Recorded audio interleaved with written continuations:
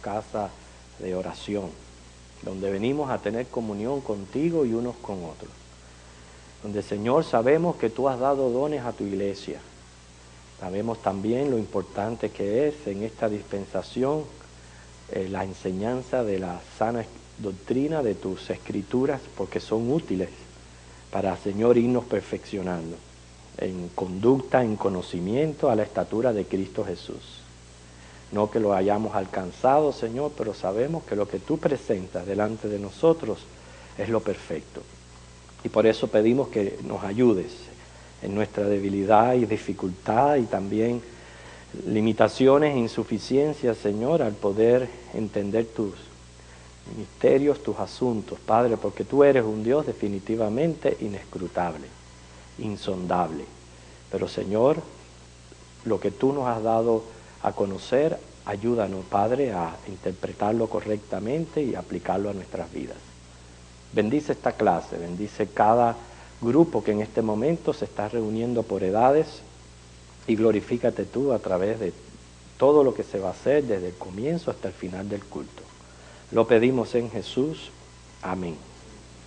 Vamos a buscar un versículo que se encuentra en Deuteronomio 29, 29.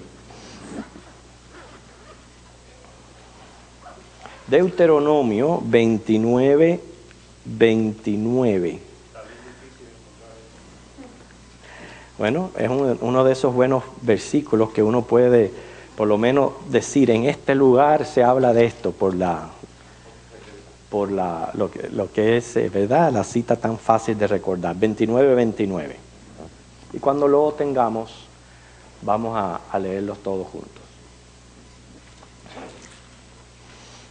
Dice así: las cosas secretas pertenecen a Jehová nuestro Dios, mas las reveladas son para nosotros y para nuestros hijos para siempre, para que cumplamos todas las palabras de esta ley. Según la clase de la semana pasada, lo que es el tema del juicio final, nos llevó a estudiar un poco acerca de lo que se considera el Seol, el Hades y todos esos misterios de la vida más allá de esta que nosotros estamos experimentando. Yo siento que quedamos confundidos, que quizás no hemos quedado claros, y por eso es que hoy he preparado una clase dedicada a hablar de los misterios. Y he escogido este versículo para que tengamos en nuestra mente lo que es un misterio y un misterio revelado. De eso se va a tratar la clase. Yo sí quiero decirles que todos los hombres no miran las cosas de la misma manera, tienen diferentes puntos de interpretar la palabra de Dios, pero la revelación está ahí. Y la manera en que yo veo esto es que si usted, por ejemplo, usted ahora está mirando hacia acá, ¿verdad? ¿Qué usted me puede describir de algo que usted está mirando acá? El púlpito. ¿Otra persona? Los letreros, las carteles. Bueno, ahora pudieran todos mirar para allá. Miren. ¿Qué ustedes ven ahora? A Julio. El reloj. Aquel letrero que hay allá atrás. Ok, muy bien. Fíjense, cuando ustedes estaban así, nadie veía lo que estaba detrás. Cuando se viraron, inmediatamente esta parte quedó oculta y ustedes pudieron ver esto. Ahora, si usted va hacia un lugar de la habitación, por ejemplo, se pone aquí en una esquina, ahora aquí usted está viendo más. O sea, la visión se ha abierto. ¿Por qué? Porque tiene mayor revelación, dependiendo el lugar donde usted esté parado. Muchas veces nosotros estamos doctrinalmente parados y según la doctrina vamos a ver las cosas. Y por eso es que es tan importante que sea la palabra de Dios la que me ayude a mí a tener una visión mayor de lo que Dios tiene para nosotros. Y esa es prácticamente la meta del estudiante serio de la palabra del Señor. No se conforma en el lugar donde está, sino que procura cada vez crecer más en el conocimiento de la palabra de Dios. Helen Keller dijo: he conocido gente cuyos ojos están llenos de luz, pero que no ven nada en el mar, ni en el cielo, nada en las calles, nada en los libros. Sería mucho mejor navegar para siempre en la noche de la ceguera, pero con sentido, sentimiento y mente, que contentarse con la mera acción de ver. La única noche sin luz es la noche de la oscuridad, de la ignorancia y la insensibilidad. Tremendas palabras, ¿verdad? O sea, no es nada más que conformarme con decir yo veo, sino ser sensibles y más allá. Ok, yo he buscado varios comentarios que presentan diferentes fuentes, diccionarios y comentarios acerca de lo que es la palabra en sí, misterio. ¿Okay? Y según el diccionario bíblico ilustrado Holman, dice: esta palabra proviene del sustantivo griego mysterion, que antiguamente se refería a todo culto religioso que exigía que sus participantes, que debían atravesar ciertos ritos sagrados para ingresar a la membresía, mantuvieran en secreto esas prácticas.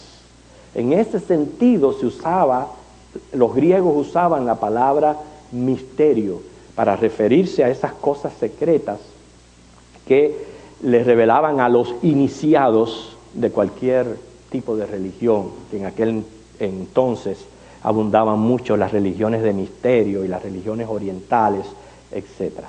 Ahora, según el mismo diccionario, no he cambiado de fuente, según aparece la palabra en el libro de Daniel, Aram Ras, terminado en Z, Aram Ras, consiste en un secreto revelado, o sea, algo que no se podía entender a menos que hubiera revelación divina.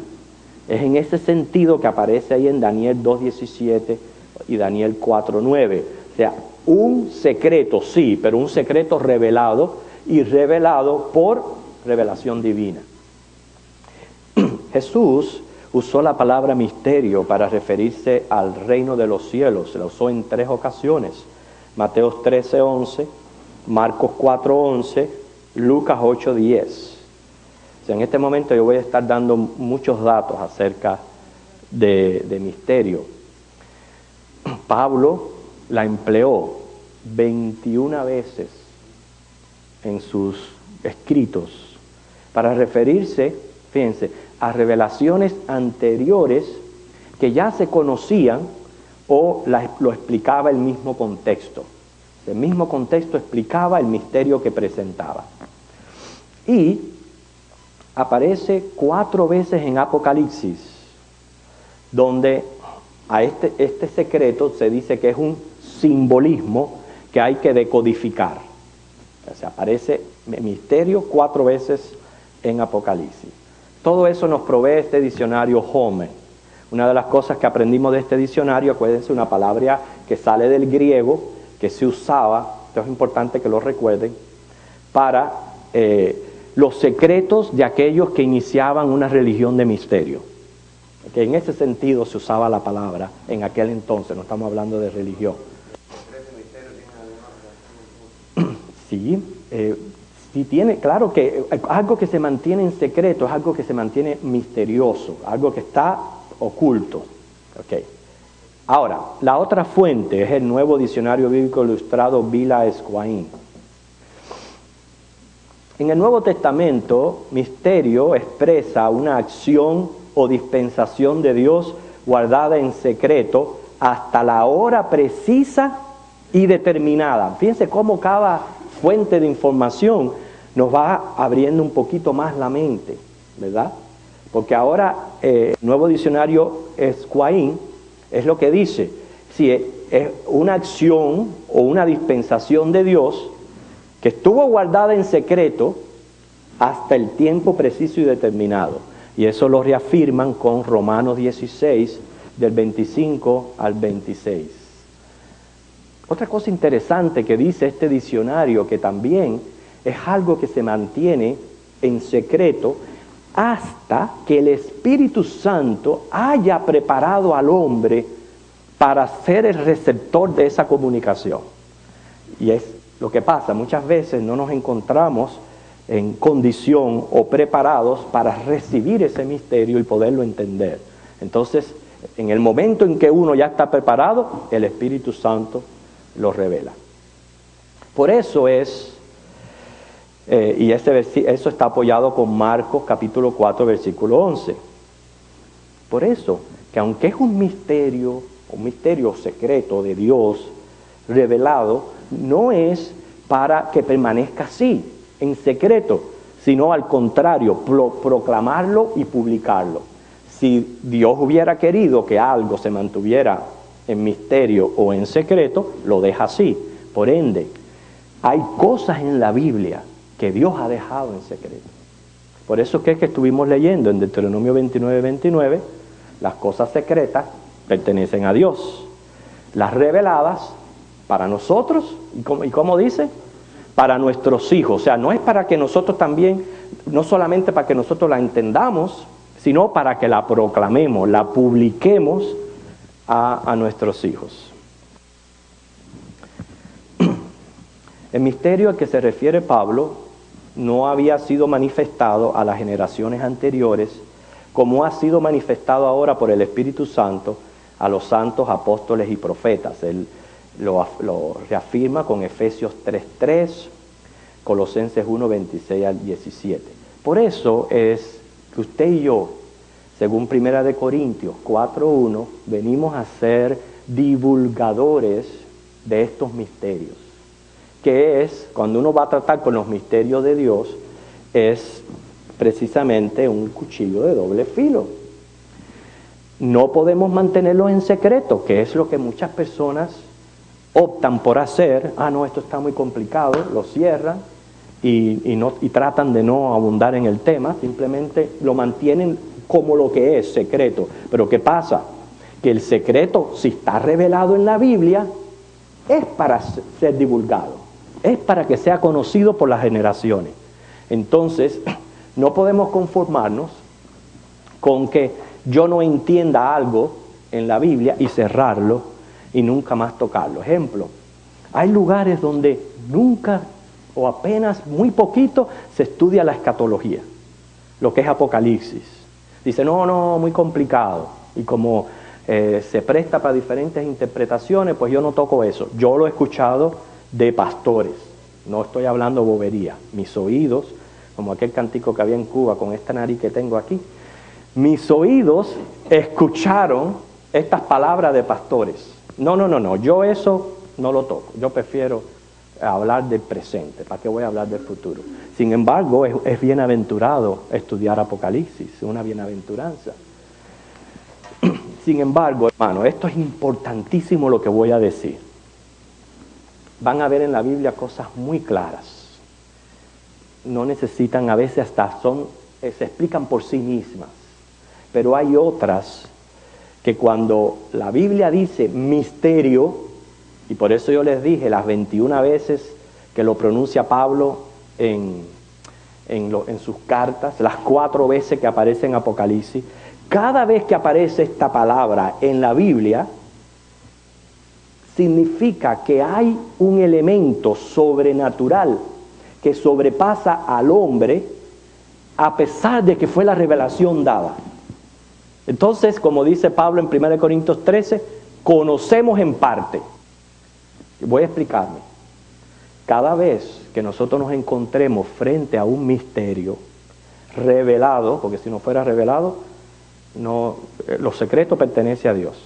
Cada vez que yo me encuentro con un misterio, aunque esté revelado, siempre que la Biblia dice misterio, hay un elemento sobrenatural que mi mente no está preparada para recibirlo o aceptarlo un 100%, no lo voy a comprender del todo. ¿Por qué? Porque no soy Dios, no soy omnisciente, mi mente es finita, mi mente es limitada. Y por más claro que yo pueda ver las cosas, siempre va a haber algo que pertenece al misterio. Por eso es que yo le digo, hermano, no nos podemos, como dice, golpear cada vez que yo no entiendo algo. O ser muy a veces críticos con nosotros mismos porque no entienda algo. Es que es así, la palabra de Dios es misteriosa. Esas partes que no entendemos con claridad. Como también no pueden esperar que el maestro tenga la respuesta a todas las incógnitas. Es imposible que tampoco el maestro lo tenga todo clarito, todo que se entienda. Por eso es que es importante que estemos hablando acerca del misterio. Toda esta información nos la proveyó ese diccionario Vila Esquaín. De todo lo que hemos dicho, yo pienso que una de las cosas más importantes que debe quedar en nuestra mente es eso, el elemento sobrenatural que hay dentro de cada misterio de Dios, aunque es revelado, y aunque yo lo conozco, pero lo conozco en parte. No puedo decir que ya lo sé todo, que tengo todas las respuestas. Toda esta larga introducción es porque vamos a ver esos misterios que aparecen en la Biblia. Y vamos a ver hasta qué punto son claros para mí y cuándo yo reconozco que hay un elemento sobrenatural en él, por lo que la Biblia lo define como misterio. Harold Wilmington, él dice, de una manera muy breve, que misterio es una verdad previamente escondida, no revelada en el Antiguo Testamento, sino declarada y a veces explicada en el Nuevo Testamento. Hay que estar en cierta manera de acuerdo con él. ¿Por qué? Porque en el Antiguo Testamento, aunque se hablaba del personaje de Jesucristo como el personaje principal de la Biblia, aunque el tema es el reino de los cielos, como es en toda la Biblia, muchas cosas estaban escondidas en figuras, en símbolos, que después el Nuevo Testamento lo responde, lo aclara, lo interpreta. Así que en parte él tiene un poco de razón en cuanto a cómo Dios dispensacionalmente fue dando la revelación según él entendió que era necesaria o que el hombre ya estaba preparado para recibirla, o el Espíritu Santo sabía, ya puedo revelar esta verdad. Según la cuarta información, el Nuevo Diccionario de la Biblia Editorial Unilit, en el término misterio está envuelta la idea de algo profundo, oculto, impenetrable, oscuro. Y él menciona a Colosenses, capítulo 2, versículo 2. Vamos a ver qué dice ese pasaje. Colosenses, capítulo 2, versículo 2.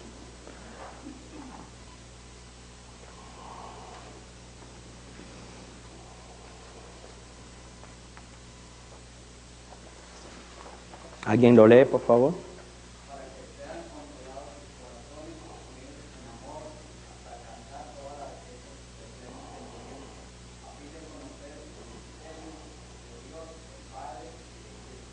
Fíjense, el 3, sigue diciendo el 3.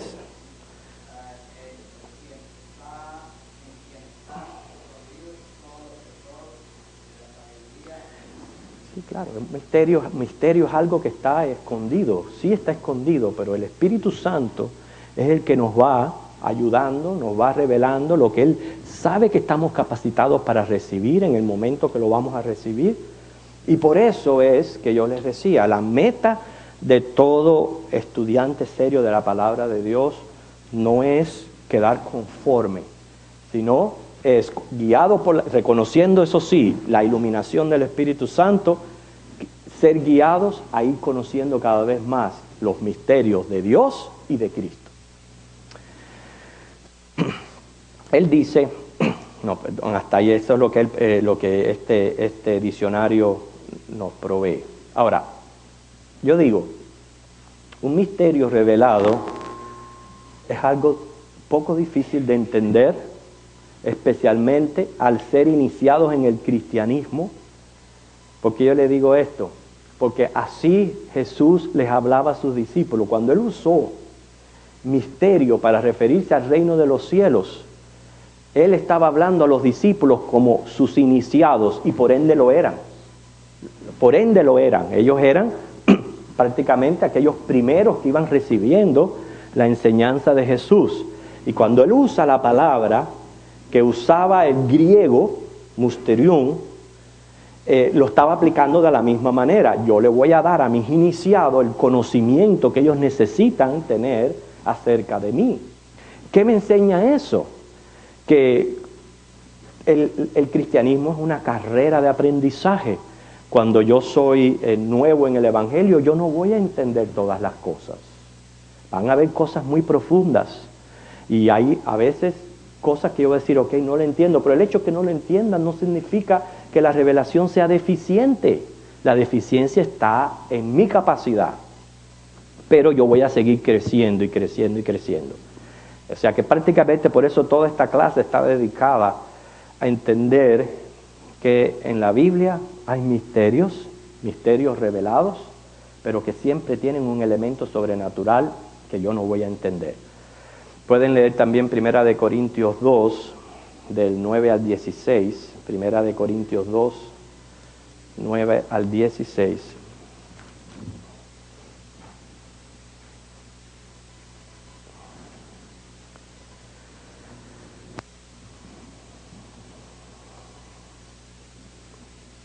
Fíjense que dice así: antes bien, como está escrito, cosas que ojo no vio, ni oído oyó, ni han subido en corazón de hombre, son las que Dios ha preparado para los que le aman.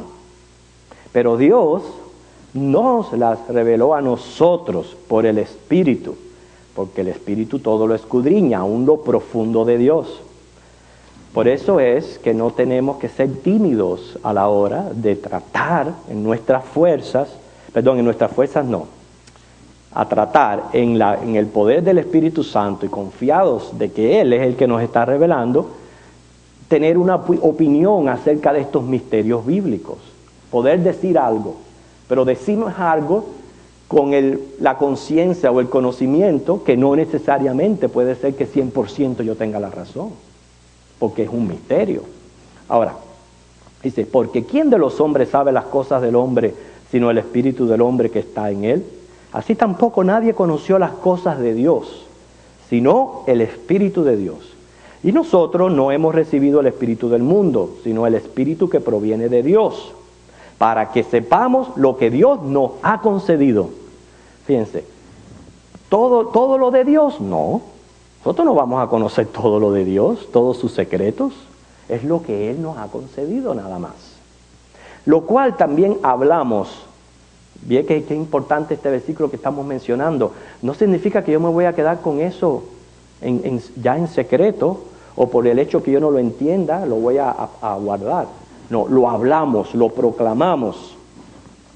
Dice, no con palabras enseñadas por sabiduría humana, sino con las que enseña el Espíritu, acomodando lo espiritual a lo espiritual. Lo que significa, cuando yo voy a tratar con uno de los misterios de Dios, yo tengo que estar consciente de que estas son cosas espirituales, no son cosas humanas, no es como mi mente solamente pueda entender, y tiene que estar prácticamente ligado en acorde a todo el contexto de las Escrituras. No solamente de un texto, de un capítulo, de un libro, sino al contexto general de las Escrituras, porque es acomodando lo espiritual a lo espiritual. Pero el hombre natural no percibe las cosas que son del Espíritu de Dios. Para él son locura. No las puede entender porque se han de discernir espiritualmente. ¿Qué importancia tiene ese don del discernimiento? El discernir es poder saber a ciencias ciertas cuando algo es de hombre, cuando algo es del diablo o cuando algo es de Dios. Ahí se ejerce el don de discernimiento. Y discernir espiritualmente es eso. Cuando yo sé a ciencia cierta que lo que yo estoy recibiendo es de Dios y lo puedo corroborar con la Biblia.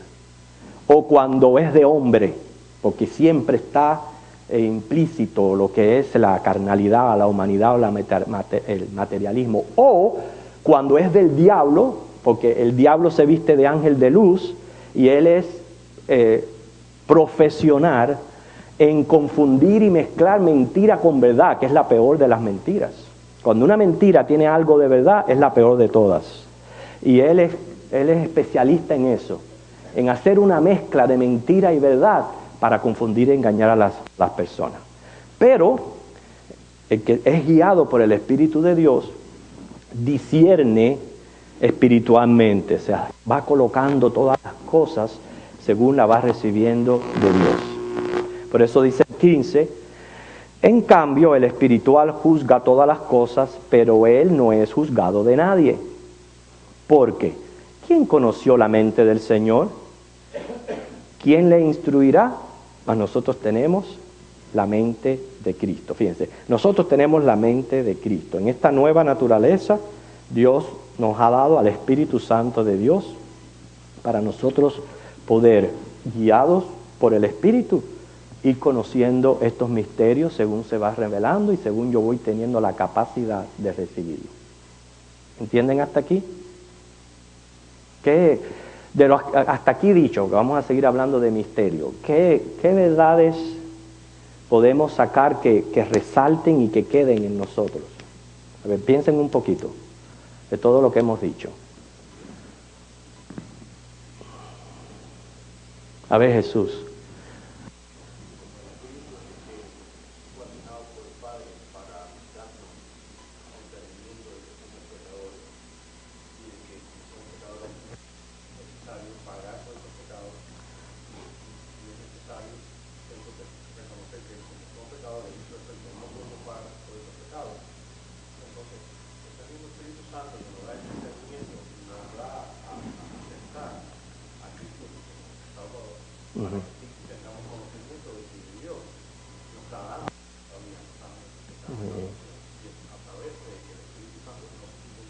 Amén. Okay. Para seguir con la clase, una de las cosas más importantes aquí. Hay misterios que son secretos, pertenecen a Dios. Eso cuando nosotros tenemos que esas puertas no tratar de abrirlas con nuestra mente finita. Las tratamos de abrirlas, vamos a quedar más confundidos de como estábamos antes. Hay secretos que pertenecen a Dios, pero hay misterios revelados. Esos misterios revelados es porque Dios quiere que los conozcamos. Pero no solamente que los conozcamos, sino que los proclamemos, los compartimos con nuestros hijos. Pero los compartimos conscientes que al ser misterio hay un elemento sobrenatural que aunque es revelado, puede ser que yo no lo entienda.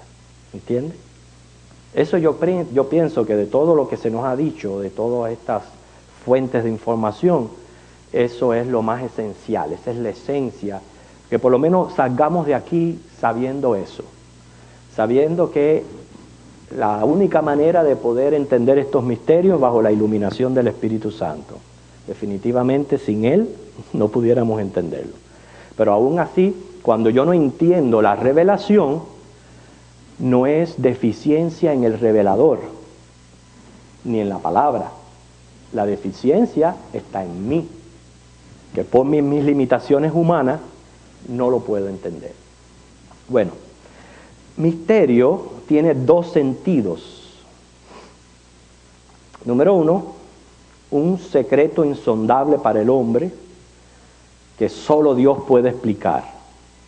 Que hay cosas que solamente Dios puede explicar.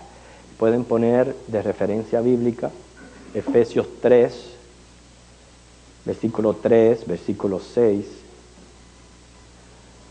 Mateo 13, 11, Apocalipsis 1, 20.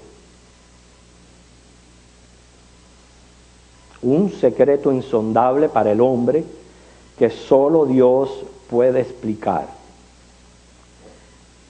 Y si no ha sido revelado anteriormente, entonces se usa la palabra misterio. ¿entiendes? O sea, en el Nuevo Testamento lo tenemos, pero hermanos, hay cosas que aparecen en el Nuevo Testamento que Dios no las compartió con el pueblo de Israel. Inclusive hay cosas que están en el Nuevo Testamento que en aquel entonces, al principio de la iglesia, la comunicación era oral. Ellos no tenían los libros del Nuevo Testamento hasta que no se formó el canon de las Escrituras. Y la comunicación era oral. O sea, cómo Dios ha ido preservando y revelando en su debido tiempo estos misterios. Hasta el momento en que eran revelados, se les consideraba secretos insondables de Dios. Ese es el primer sentido en que se entiende un misterio. Y segundo, es cuando es un signo o un símbolo. Pueden referirse a Efesios 5:32, Apocalipsis 1:20. Ya cuando es un signo o un símbolo, entonces hay que decodificarlo, pero ¿decodificarlo con qué? ¿Con el código de Da Vinci? No, con la misma Biblia. La misma Biblia decodifica el signo o el símbolo que está representando. Que por eso es que a muchos les cuesta tanto trabajo estudiar Apocalipsis, porque como encierra un buen número de simbolismo, hay que decodificarlo, pero usando tantas profecías del Antiguo Testamento, Daniel, Zacarías, Isaías, y hay que decodificar esos signos o símbolos. Okay, después de toda esta larga introducción acerca de lo que es un misterio y de lo que ya nosotros hemos podido aprender, acuérdense que dependiendo donde yo estoy parado, yo voy a ver. Si yo estoy parado hacia allá, yo voy a verlos a ustedes. Si yo estoy parado acá, yo voy a ver toda la plataforma. Pero si yo me paro en aquella esquina, es posiblemente que vea la plataforma y vea todo el auditorio. Eso me enseña a mí que dependiendo el lugar donde yo estoy parado doctrinalmente, yo voy a ver estos misterios y estas cosas reveladas de Dios. Muy bien, vamos a entrar en ver algunos misterios. No, obviamente no nos va a dar tiempo hoy a tratarlos, pero sí quiero retomar el que empezamos la semana pasada acerca del misterio del paraíso, porque hay cosas nuevas que inclusive en mi investigación aprendí y las quiero compartir con ustedes. El misterio del paraíso. Definitivamente, cuando decimos misterio del paraíso, se refiere a la vida después de la muerte. Por eso es un misterio, porque no la hemos experimentado. Nosotros tenemos muy claras las cosas de la tierra, pero esas cosas para nosotros están en misterio. Ahora, ¿son misterios que están en secreto? No, son revelados. Por eso es que podemos hablar de ellos. Jesús habló en la parábola del rico y Lázaro, la Biblia habla del cielo y del infierno, la Biblia habla de la eternidad del alma. O sea, es un misterio, pero un misterio revelado. Pero a la vez que está revelado, recuerden el principio que aprendimos acerca del misterio, hay elementos que son sobrenaturales, que a lo mejor yo no estoy capacitado para entenderlos, pero el hecho que yo no estoy capacitado no hace deficiente la revelación. Esa es una de las cosas que aprendimos, ¿verdad? Definitivamente, lo que es el Seol, el Hades, el tercer cielo, el infierno, todo eso pertenece a este misterio del paraíso. Es un misterio revelado, pero nosotros tenemos nuestras limitaciones. Primeramente, vamos a ver en qué sentido usa la Biblia la palabra paraíso. ¿En qué sentido? Esto es un antiguo término persa que significa literalmente cercamiento o un parque arbolado. Otras palabras, un jardín o huerto cercado por un muro. Eso es lo que significa, según el término persa, paraíso. Un cerco, un jardín cercado por un muro. Por eso es que inmediatamente que el Edén era un jardín siempre venía a la mente la idea de paraíso. La idea de paraíso es, este lugar va a ser un jardín en ciertos contornos. Cuando se sale de ese contorno, ya deja de ser un paraíso. ¿Entiende? Por eso es que en nuestros hogares nosotros podemos construir paraísos, jardines o lugares desiertos llenos de cardos y espinos. Porque nosotros creamos nuestro ambiente, el ambiente en que nosotros mismos vamos a vivir. Y el ambiente en que yo voy a vivir o se torna un paraíso, por eso se usa la palabra, un jardín, o se torna un desierto. En ese sentido se usa la palabra paraíso. Y así aparece en Nehemías 2:8, Eclesiastés 2:5, Cantares 4:13. Inclusive el enamorado de Salomón, él se refería a su novia como un paraíso de granadas. Fíjense cómo él se refería a ella. Para él, ella era un paraíso de granadas. A él le gustaba, parece, la granada sobre cualquier otra fruta. No, la granada, el fruto, valga la aclaración. Sí, eso valga la aclaración porque a lo mejor para muchos las esposas son granadas. Pero en el sentido de que como a lo mejor esa fruta él la disfrutaba, pues él veía a su mujer así, como un paraíso de granada. Ya podemos entender que usa ahí en 4:13 la palabra paraíso. Ejemplo, Isaías 51:13 dice que Dios cambiará su desierto en paraíso. Se está refiriendo a la obra que hace Jehová en el creyente. Pero ese no es solamente el sentido que aparece paraíso en la Biblia. Lucas 23:43, el Señor Jesús le dice al ladrón que estaba muriendo en la cruz, hoy estarás conmigo en el paraíso. Pablo, por otro lugar, en 2 de Corintios 12:4, él expresa la realidad de que fue arrebatado al paraíso. Y Apocalipsis 2:7 dice que el árbol de la vida está en medio del paraíso de Dios. ¿Por qué se usa paraíso para mostrar el cielo? Okay, ahora nos lleva la idea a esa ciudad rodeada de muros, esa ciudad donde solamente pueden entrar los redimidos. Los que están fuera de esa ciudad no están en el paraíso, pero los que están dentro sí disfrutan del paraíso de Dios. O sea que las 3 veces que paraíso aparece en el Nuevo Testamento alude a la morada de los justos que murieron, el cielo. Y ahora aquí donde viene la aclaración un poquito de lo que fue la clase de la semana pasada. Que yo la semana pasada expuse varios conceptos que tienen los hombres. Ustedes tienen que aprender que cuando uno expresa varios conceptos, no significa que usted los tiene que aplicar todos, o que usted los tiene que creer todos. Uno de ellos, si son conceptos diferentes, uno de ellos va a ser un error y el otro va a ser una verdad. Y con relación al misterio de la vida más allá de la muerte, nosotros expresábamos el hecho de que estaba lo que es la tierra, el lugar del sepulcro, que es considerado Seol, o el Hades, que Seol es en griego, Hades es en hebreo. Estaba el Seol y el Hades, lo que era considerado el paraíso o seno de Abraham, y el Gehenna o el infierno, que más bien son las profundidades del mismo Hades. Okay. Ahora, la teología, vamos a ir un poquito a la teología judía.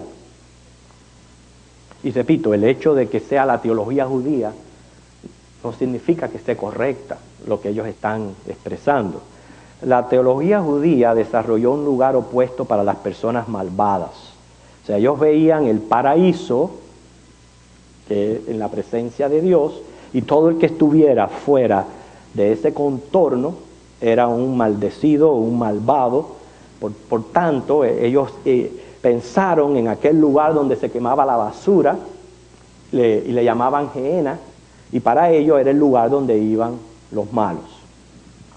Cuando el concepto griego de inmortalidad del alma influyó en el pensamiento hebreo, el huerto del Edén o paraíso vino a ser considerado como un lugar de beatitud y felicidad a donde iban a morar los justos después de la muerte. Ustedes saben que aún los judíos en el tiempo de Jesús les hablaba del reino de los cielos y ellos no lo entendían. No tenían como dice, es una esfera, una visión que se abre a entender que hay un mundo que no es necesariamente la tierra nada más.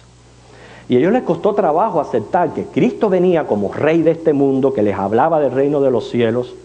Inclusive una vez lo quisieron hacer rey. Los discípulos le preguntaban, ¿y cuándo vas a establecer tu reino en la tierra? Porque tenían nada más que la mente en el gobierno y la política. O sea, no había un entendimiento de lo que es ese reino de los cielos que ahora nosotros vemos con mayor claridad. Por eso es que no podemos guiarnos mucho por la teología judía, porque su mente era un poquito cerrada en cuanto a esto. Por eso ellos le llamaban a este lugar, al paraíso, al lugar de felicidad, el seno de Abraham, que es el que aparece en la parábola del rico y Lázaro. Según el nuevo diccionario ilustrado Vila Esquaín, lo vuelvo a mencionar, los israelitas de la época tardía distinguían entre un paraíso celeste, el cielo, y un paraíso inferior. O sea, una división del Hades, que en hebreo es Seol. O sea, ellos veían la morada de los muertos bienaventurados, asignado a las almas de los justos, y lo que es el Hades para las almas de los malvados. El Hades fue el lugar donde descendió Jesús en el momento de su muerte. Eso sí lo sabemos. ¿Y por qué lo sabemos? La misma Biblia lo dice. Dice la Biblia, en Efesios 4:9, que Él descendió a las profundidades de la tierra. Pero el que nos aclara y nos dice que definitivamente Jesús bajó al Hades es Hechos 2, 27 y 31. Vamos a leerlo. Hechos 2, 27 y 31.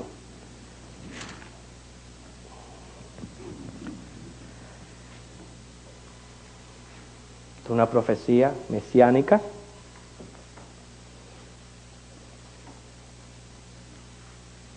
Hechos 2, 27. Dice, porque no dejarás mi alma en el Hades, ni permitirás que tu santo vea corrupción. Y dice el versículo 31, viéndolo antes, habló de la resurrección de Cristo, que su alma no fue dejada en el Hades, ni su carne vio corrupción. Entonces, definitivamente hay un lugar de muertos llamado el Hades o Seol, que el mismo Jesús fue cuando Él murió. La misma palabra lo dice. Y que de ahí Él subió. Él resucitó y Él subió hasta los cielos, que es ahí donde tenemos los pasajes en el Nuevo Testamento, donde ahora paraíso adquiere un sentido más celestial. La dificultad, el misterio, el elemento sobrenatural es, y ahora lo digo y me disculpan si la semana pasada les representé otro sentido, porque ya, al estudiar un poquito más puedo entender realmente qué es lo que está sucediendo, que en efectivo los cristianos cuando mueren van al cielo, van a la presencia del Señor. No estoy hablando de lo que hacen, van a la presencia del Señor. Mientras que los impíos sí son dejados en el Hades hasta el día del juicio, y entonces lo que hacen al ser lanzados en el lago de fuego es bajar todavía más a más profundidad todavía que el lugar de los muertos. A ese Hades se le considera la antesala del infierno y luego el infierno en sí mismo. Pero ¿por qué el tercer cielo? Número 1. Es la morada o trono de Dios y sus ángeles. Allí Dios manifiesta su presencia de una manera directa en el trono de Dios. Y hay varios versículos que apoyan esa idea. Es la habitación de los ángeles, según Mateo 24:36, Lucas 22:43. Nosotros sabemos que de allí Cristo vino a la tierra, Él descendió del cielo, Juan 3:13, que allí volvió a subir, según Hechos 1:11, Efesios 4:10, que Él está allí en cuerpo, porque Él resucitó en cuerpo, y literalmente está en el cielo, intercediendo a favor de los creyentes, Hebreos 8:24, Romanos 8:34, que nos está preparando un lugar, Juan 14 del 1 al 3, que de allí volverá, Mateo 24:30. Y a Juan le fue revelada la gloria de este lugar, o sea, la morada eterna del creyente, Apocalipsis 21 y 22. O sea que el misterio del paraíso, lo que sabemos lo sabemos porque la Biblia lo revela y lo dice, pero hay cosas, hay elementos que nosotros no podemos entender. Por eso es que en la mente, y ahora les voy a presentar la complicación de todo esto, para que se rompa más la cabeza todavía.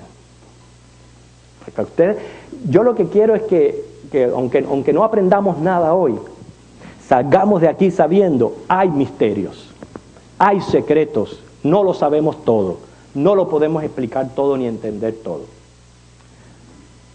¿Por qué? Según la idea del judío, este lugar, este Seol o el Hades, estaba dividido en esos dos lugares. El seno de Abraham y el lugar de los impíos. Exacto. Según ellos, esa era la manera de entender.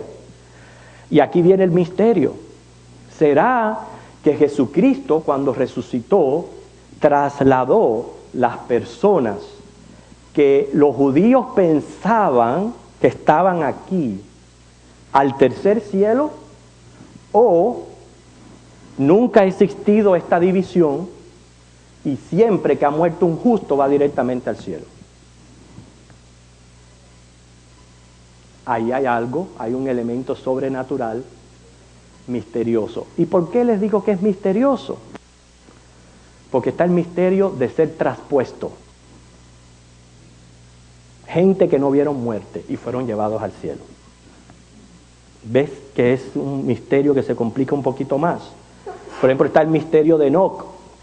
Según Génesis 5, del 21 al 24, súbitamente él desapareció, dice, porque se lo llevó Dios. O sea, Dios no dejó morir a Enoc, como le sucedió al resto de su genealogía. Si usted lee ese capítulo 5 de Enoc, que hay un montón de nombres, usted oye que ve y que dice, y murió, y murió, y murió. Pero a Enoc se lo llevó Dios. Él no vio muerte. ¿A dónde fue Enoc con su cuerpo? ¿A dónde?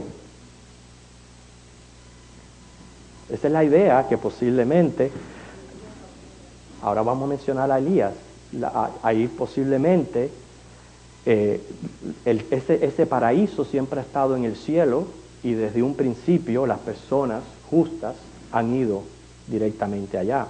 Porque está también el otro misterio de Elías, le sucedió lo mismo, que fue llevado según Segunda de Reyes 2, 3 y 11, fue subido al cielo, o sea, fueron personas que fueron traspuestas en vida a ese lugar.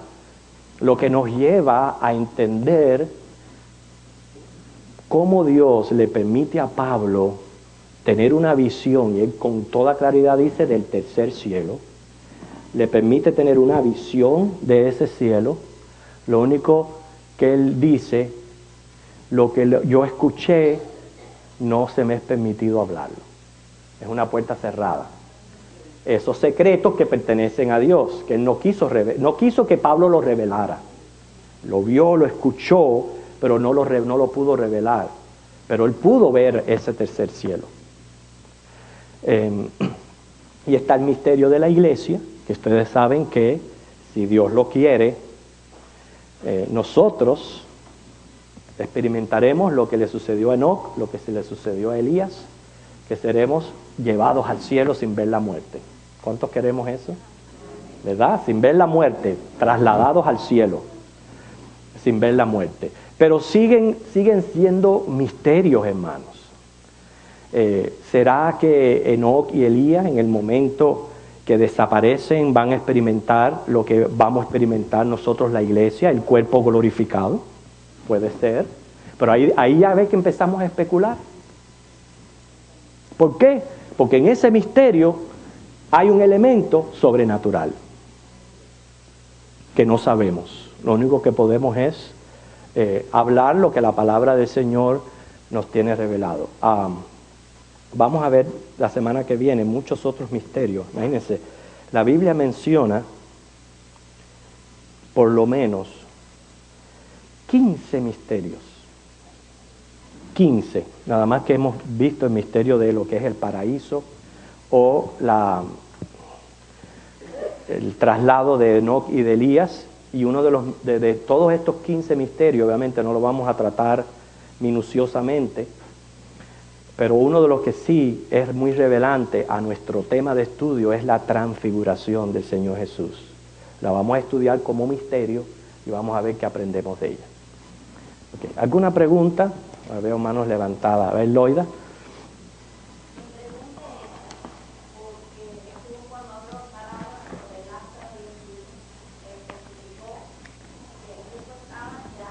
Ajá.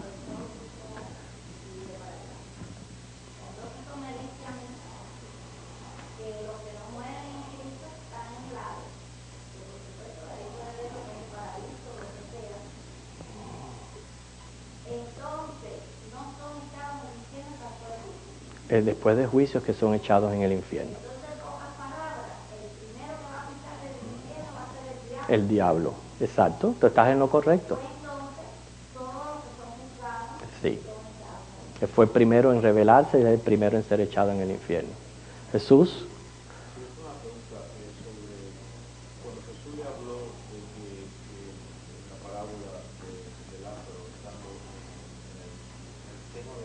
Uh-huh. Él estaba refiriéndose no solamente a la separación entre los hermanos y Abraham, pero estaba ahí como explicándoselo como a niños, explicando un cuento de niños. Sí. En el sentido de que al nivel de donde ellos lo entendían. Claro. O sea, el concepto del cielo todavía no estaba ahí en la mente Sí. de Hebreo.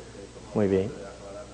Mira, vale la pena. La verdad central de este tema del paraíso.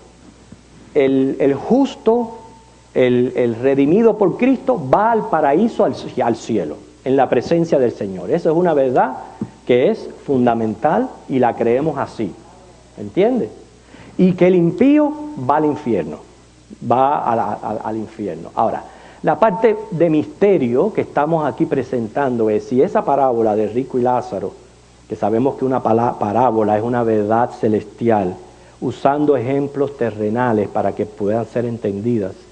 Si él estaba usando precisamente la creencia judía de estos dos lugares para mostrar la verdad de que hay un cielo para el creyente y un infierno para el impío. Pero lo que yo pongo en tela de misterio es esto, y al decir tela de misterio, si usted tiene la interpretación, por favor dígamela, porque estoy desesperado por saberla. Esta es la tela de misterio. Fueron trasladados los justos de esta antesala del cielo al tercer cielo, o podemos afirmar que el justo, desde el momento de su muerte, va al tercer cielo. Lo que me apoya a mí, que el justo va definitivamente al tercer cielo, es el ejemplo que en aquel Antiguo Testamento Enoc y Elías fueron traspuestos al cielo. Ellos no vieron muerte. A lo mejor hasta por eso fue que el Señor permitió, no solamente por un reflejo de lo que Dios va a hacer en la iglesia, sino permitió que experimentaran eso para enseñarnos a nosotros la verdad de que el justo va a la presencia de Dios al cielo. ¿Sí, hermano? Uh-huh. Okay. Uh-huh.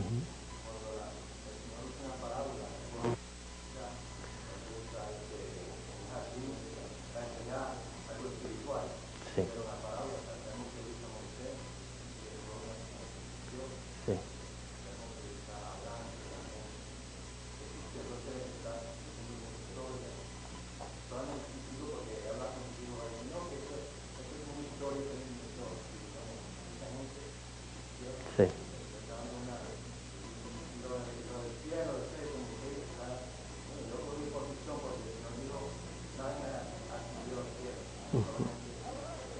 Sí, exacto.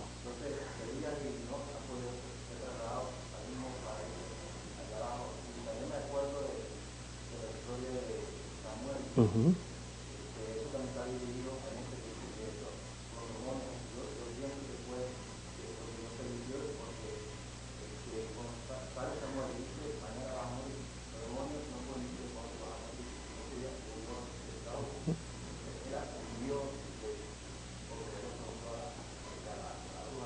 Ujú.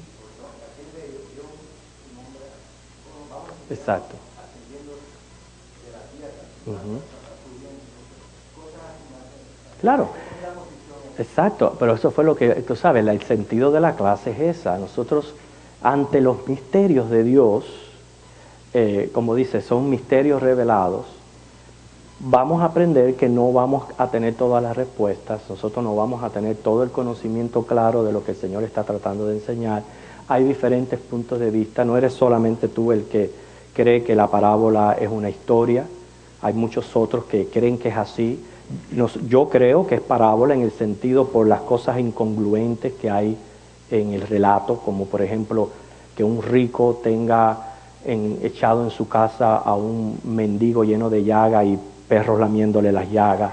Es incongruente con lo que puede hacer un rico. Y más bien, aunque él haya usado el nombre de Lázaro, que a lo mejor era popular en aquel entonces, lo que él estaba mostrando en el relato, vamos a usar relato, es la máxima condición que puede vivir un hombre en riqueza y la máxima condición que puede vivir un hombre en pobreza, y a ponerlos a la par, ver que vale más ser pobre y entrar al cielo que ser rico y ir al infierno. Esa es la verdad central del relato. Ya se está yendo el tiempo, no podemos ya hacer más nuevos comentarios, pero por eso yo les estaba mostrando en cuanto a esto, que hay misterios, y el misterio, que ese es lo que lo dejamos según el misterio del paraíso. Definitivamente, este es lo que es la verdad central, lo que tenemos que tener por fe. El justo va al paraíso, a la presencia de Dios, y va a paz y felicidad. El incrédulo va a la separación de Dios en el infierno. Esas son dos verdades bíblicas que tenemos claras. Ahora, que los justos estén en este paraíso o estén en el tercer cielo, yo no hablo de actividades, sino donde están. Eso ya es el misterio. Es el misterio que uno puede tener una opinión, uno puede tener otra opinión. Pero lo importante es que nosotros estemos de acuerdo en el hecho que el alma es eterna y va a un lugar o va a otro lugar. Lo demás, estamos aquí aprendiendo la Biblia, aprendiendo misterios que hay en la palabra del Señor. La semana que viene vamos a ver otros misterios, ya repito, hasta 15 de ellos, sobre todo el de la transfiguración, que tiene que ver con nuestra clase, y vamos a seguir aprendiendo con nuestra mente bien situada. ¿Dónde estamos situados? Hay secretos que pertenecen a Dios, hay misterios revelados. Si son revelados, son para ser proclamados, no es para mantenerlos cerrados, es para hablar de ellos y es para tratarlo. Por eso lo estamos haciendo en la clase. O sea, no estamos de intrépidos metiéndonos en los secretos de Dios, no. Él mismo dice que nosotros somos embajadores de sus misterios. Y si tenemos al Espíritu Santo, que nos revela las cosas de Dios porque Él es Dios, lo que Él nos revela hablamos. Pero aún así, esa revelación muchas veces queda afectada por nuestra imposibilidad o deficiencia. Y es ahí donde tenemos que crecer y aprender. Por lo menos eso es lo básico que yo quiero que salgamos de aquí aprendiendo acerca de los misterios. Ponemos en pie, que el Señor les bendiga. Señor, primeramente, Padre, tenemos que darte muchas gracias por Jesucristo y porque el Evangelio no es oculto, ni es misterioso, ni está escondido, ni es algo que tenemos que interpretar con los símbolos. Es algo que es muy claro. y tenemos la vida eterna en Cristo Jesús. Y te damos gracias por ello. Nuestro esfuerzo, Señor, es cada día crecer más en el conocimiento de tus misterios, Dios, y los misterios de Jesucristo, que Colosenses 2:12 dice que debemos hacer. Es muy obvio que necesitamos iluminación, necesitamos ayuda, Espíritu Santo, y necesitamos que en nuestra carrera como estudiantes serios de tu palabra, como teólogos, podamos ser guiados y dejarnos guiar por tu Espíritu Santo. Ahora bendice y prepáranos para el culto de adoración en Jesucristo. Amén.